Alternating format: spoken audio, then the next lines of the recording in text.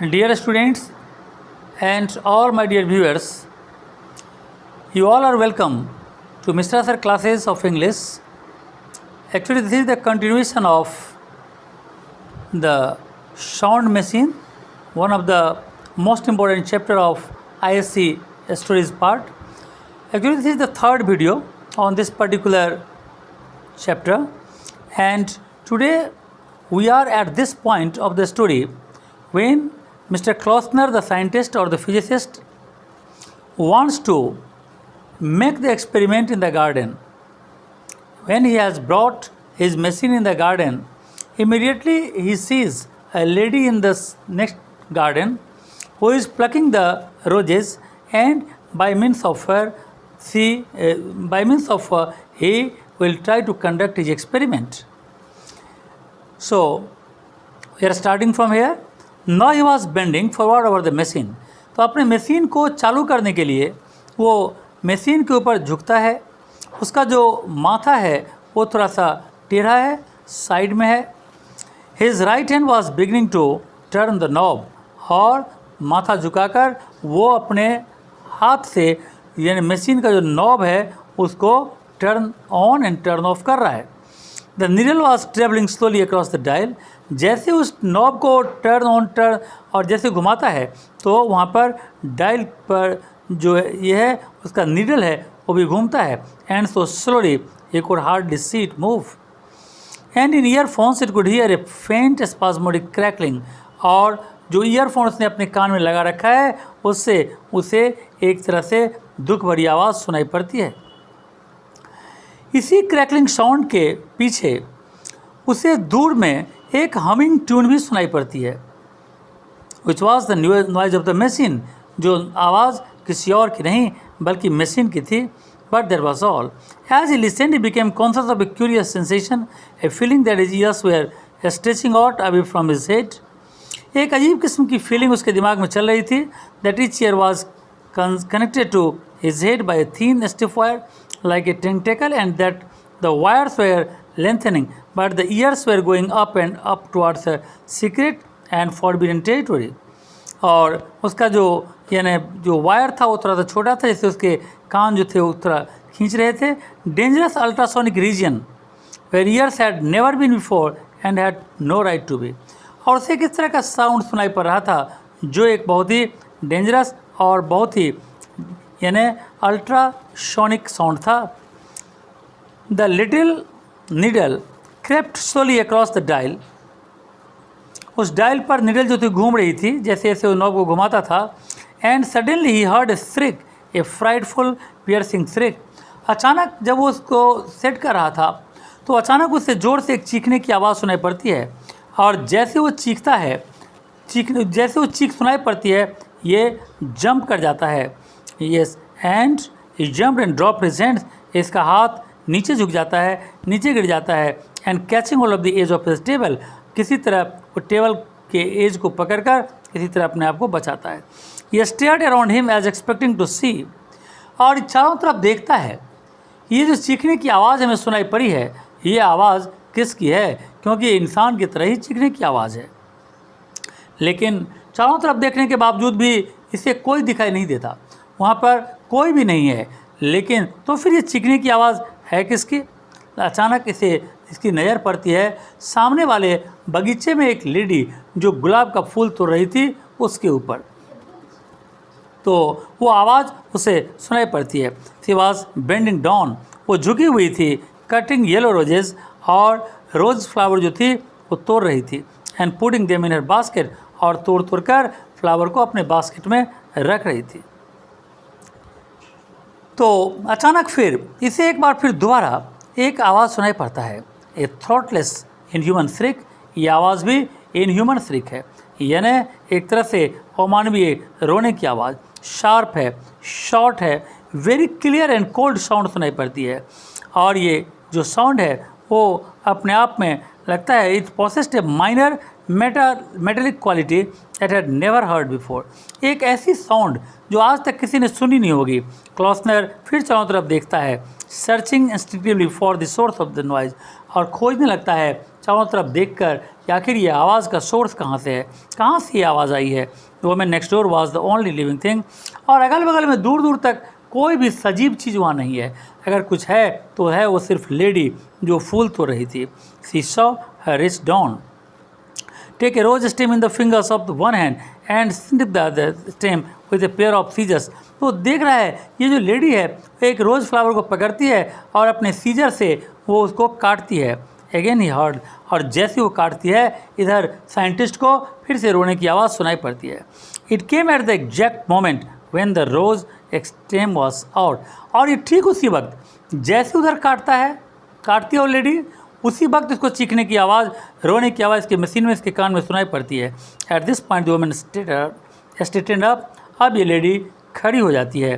Put the scissors in the basket, और अपने seizures को, अपने कैंची को बास्केट में रख लेती है विद द रोजेज, और रोज के फ्लावर के साथ ही, और फिर मूर्ति है अपने घर वापस जाने के लिए। जैसे वो मूर्ति है, क्लॉसनर जो साइंटिस्ट है जोर से चिल्लाता है, ओ मिसेस सॉन्डर्स, ओ मिसेस सॉन्डर्स। तो और his voice thrill with excitement, O yes Mrs Saunders please. Mrs Saunders से वो रुकने के लिए वहाँ पर उस लेडी से कहता है। And looking round the woman saw her neighbour standing on his lawn, a fantastic arm-waving little person with a pair of earphones on his head, calling to her in a voice so high and loud that she became alarmed. ये lady को जब ये आवाज़ सुनाई पड़ती है तो ये लेडी उस अपने पड़ोसी की तरफ देखती है जो उस बगीचे में खड़ा है। एक अजीब किस्म का ये बिहेवियर कर रहा था।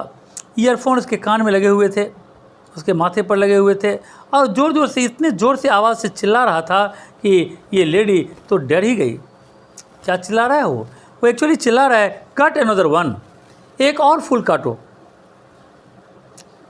एक और फूल काटो, please cut another one quickly, जल्दी जल्दी एक और फूल काटो। She stood still staring at him, लेकिन ये बेचारी आंखें फाड़ फाड़ कर उस पड़ोसी की तरफ देख रही है। पूछती है, वाई मिस्टर क्लॉसनर, क्यों, हम क्यों काटें? तो कहती है और पूछती है, व्हाट्स द मैटर, क्या बात है, आप दूसरा फूल काटने के लिए मुझे क्यों कह रहे हो? क्लॉसनर कहता है, please do as a ask, please वैसा ही करो जैसा मैं कह रहा हूँ। Cut just one more rose, please एक मोर, आप एक रोज़ और आप ज़्यादा और काटिए। Mrs Saunders had always believed her neighbour to be a rather peculiar person. Mrs Saunders ये जानती थी कि उसका जो पड़ोसी है बड़ा अजीब किस्म का इंसान है, और आज तो उसे लगता है कि ये पागल ही हो गया है। तो सी वंडर्ड वेदर ही शुड, इसलिए इसे लग रहा है कि क्या इसे भागकर अपने पति के पास वापस चला जाना चाहिए अपने घर, लेकिन फिर सोचती है नहीं।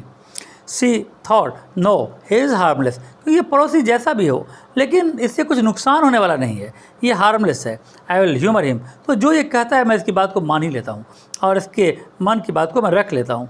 सर्टेनली मिस्टर क्लॉसनर इफ़ यू, तो कहती है ठीक है मिस्टर क्लॉसनर, आप जैसा कहते हैं कोई बात नहीं है, और मैं दूसरा फ्लावर भी तोड़ती हूँ। और ये कहकर अपना सीजर वो फिर से अपने बास्केट से निकालती है और झुकती है, और झुककर एक और रोज़ का जो फ्लावर है वो काटती है। अगेन क्लॉसनर हर्ड, जैसे वो काटती है मिस्टर क्लॉसनर को फिर से वैसी रोने की आवाज़, एक डरावनी सी आवाज़ सुनाई पड़ती है। Throatless shriek in the earphone, again it came the exact moment to rose stem was cut, exactly उसी वक्त अपना ईयरफोन है वो निकाल लेता है और दौड़ते हुए बाउंड्री वॉल के पास आता है, जहाँ पर दोनों गार्डन के बीच में जहाँ बाउंड्री वॉल था वहाँ पर पास आता है और कहता है, ऑल राइट दैट्स एनफ, अब और नहीं, प्लीज़ नो मोर, अब और नहीं। यानी उसका एक्सपेरिमेंट यहाँ पर सफल हो गया है। ये लेडी मिसेस क्लॉसनर वहीं पर खड़ी है, येलो रोज़ इन हर हैंड, उसके एक हाथ में येलो कलर का रोज़ फ्लावर है और दूसरे हाथ में उसका सीजर्स है। उसके ऊपर आंखें फाड़ फाड़ कर देख रही है कि क्या कर रहा है ये आदमी। I am going to tell you, तो फिर ये साइंटिस्ट कहता है, मिसेस सॉन्डर्स, मैं आपको ये कहने जा रहा हूँ कि something that you wouldn't believe, मैं आपको ऐसा चीज़ कहने जा रहा हूँ जो शायद इस पर आप विश्वास नहीं करोगे। He put his hands on top of the fence, उसने अपने हाथ को उस बाउंड्री वॉल के ऊपर रखा और इंटेंटली वो अपने चश्मे से झांकते हुए वो कहता है, you have this evening cut A basket full of roses, आपने यहाँ पर बास्केट फुल ऑफ रोजेज देखा है, आपने यहाँ पर यानी बहुत सारे फ्लावर्स को बास्केट में रखा है। You have a sharp pair of scissors, और आपके पास कैंची भी है। And through the stems of living things, और आपने उस कैंची से लिविंग थिंग्स के स्टेम को काटा है। और जितनी बार आपने गुलाब के फूल को काटा है उतनी बार गुलाब का फूल चीखा है, और वो टेरिबली चीखा है, और वो चीखने की आवाज़ मुझे सुनाई पड़ी है। डू यू नो, क्या ये आप जानती हैं कि आप जितना बार फ्लावर को काटती हैं उतनी ही बार चीखने की आवाज़ वहाँ से निकलती है? मिसेज सॉन्डर्स कहती, नहीं, ऐसा मैं नहीं जानती। ये मैं नहीं जानती कि फूल को तोड़ने से फूल चीखता है, ये तो मैं नहीं जानती। I certainly did not know that. It happens to be true. लेकिन ये कहता है हाँ, लेकिन ये सच है, ऐसा होता है।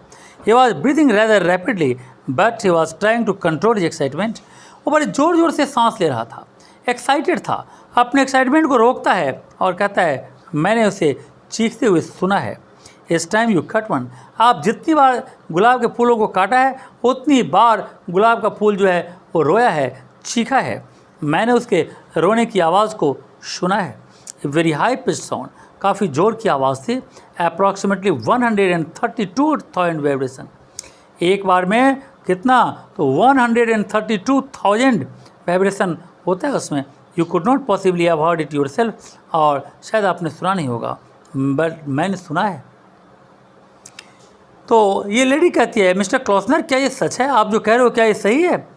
और ये कहते हुए वो डिसाइड करती है कि जल्दी से जल्दी भागकर 5 सेकंड के अंदर अपने घर चले जाएं, क्योंकि आदमी तो पागल जैसा बिहेव करने लगा है। फिर वो कहता है हाँ, you might say that a rose bush. आप ये कह सकती हो, ये कहता है क्लॉसनर कहता है मिसेस सॉन्डर से, यहाँ आप ये कह सकती हो कि जो फ्लावर्स होता है उसमें नर्वस सिस्टम नहीं होता, उसमें थ्रोट यानी गला नहीं होता चीखने के लिए। तो यू वुड बी राइट। अगर आप कहते हो कि उसमें गला नहीं है तो चीखेगा कैसे? उसमें कोई नर्वस सिस्टम नहीं है। तो हाँ, ये अगर आप कहते हो तो बिल्कुल सही है। इट हैज़न, इसके पास ऐसा कुछ भी नहीं है।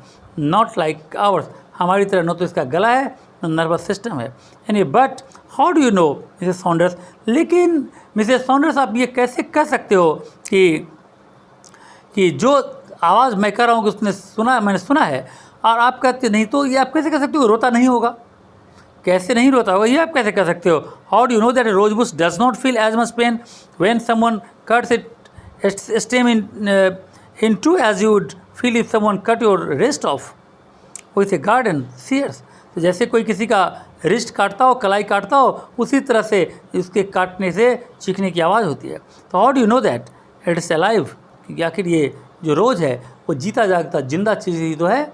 और ऐसे जिंदा चीज़ को अगर हम काटेंगे तो ज़रूर उसमें चीखने की आवाज़, रोने की आवाज़ आएगी। तो ये कहता है यस मिस्टर क्लॉसनर, हाँ ये सच है। And the right good night, और गुड नाइट कहकर वो चली जाती है। Quickly she turn and run up the garden to the house, जल्दी जल्दी से घर भाग जाती है। Klausner went back to the table, Klausner अपने टेबल पर फिर से वापस जाता है। He put on the earphones and stood for a while listening, और अपने ईयरफोन्स को फिर से वो क्या कर लेता है, लगा लेता है और फिर से सुनने लगता है। ही कुड हियर द फेंट crackling sound and the humming noise, उसे यहाँ पर क्रैकलिंग साउंड और हमिंग नॉइज सुनाई पड़ती है। मशीन की आवाज़ है सिर्फ ये, बट नथिंग मोर। मशीन की आवाज़ के अलावा उसे और कुछ सुनाई नहीं पड़ता। वो झुकता है and to hold a small white dusty growing on the lawn, और वहाँ पर झुकता है किसी उठाने के लिए। स्मॉल वाइट डेजी, जो डेजी फ्लावर है उसको वो प्लग करता है, तोड़ता है। ये took it between thumb and forefinger, अपने थंब और फोर फिंगर के बीच में उसको रखता है। And slowly pulled it upward, और उसको अचानक ऊपर की तरफ खींचता है। And sideways until the stem broke, और फिर साइड में झुकाता है तब तक कि जब तक वो टूट न जाए। From the moment that he started pulling to the moment when the stem broke, तभी वो स्टेम जो है उसका डेजी फ्लावर का टूट जाता है। और यहाँ पर फिर से एक बार ईयरफोन में यानी यहाँ पर ज़ोर से किसी के चीखने की आवाज़ सुनाई पड़ती है। क्यूरियसली इनएनिमेट, और ये आवाज़ जो थी वो किसी निर्जीव सी जैसी नहीं थी। ये टुक अनदर डेजी, ये फिर दूसरे डेजी फ्लावर को भी पकड़ता है और फिर वैसा ही करता है। एक बार फिर से उसे वैसा ही साउंड सुनाई पड़ता है। No it was not pain, लेकिन इस बार जो था वो पेन नहीं था, ये सरप्राइज था। और was it did not really express any of the feelings of the year emotions known as to be human being.